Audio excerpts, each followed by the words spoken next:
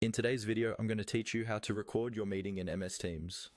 Recording a meeting can be really helpful, whether you're saving a training session, capturing a client discussion, or making sure teammates who couldn't attend can catch up later. In this walkthrough, I'll show you exactly where to click and what to expect so you can confidently start a recording in Microsoft Teams. First, make sure you've already joined your meeting in Teams.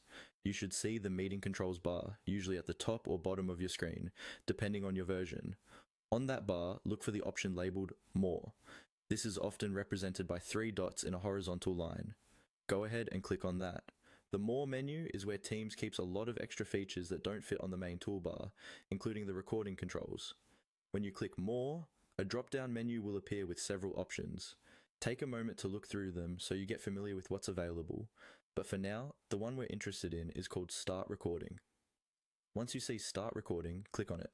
As soon as you start the recording, Teams will typically display a notification at the top of the meeting window, letting everyone know that the meeting is being recorded.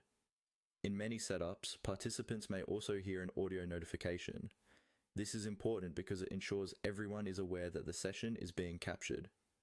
Before you start, it's a good idea to let people know verbally that you're about to begin recording, especially if you're in a professional or formal setting.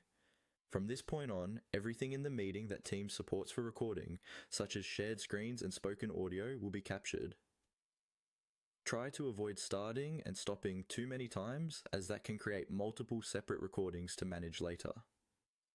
When you're done with the part of the meeting you want to save, you would go back to the same More menu and choose the option to stop recording. The recording will then be processed and saved automatically in your organization's chosen location, such as OneDrive or SharePoint, depending on your setup. And that's it. By clicking on More, then selecting Start Recording, you can quickly and easily record your meetings in Microsoft Teams, so you never miss important details again.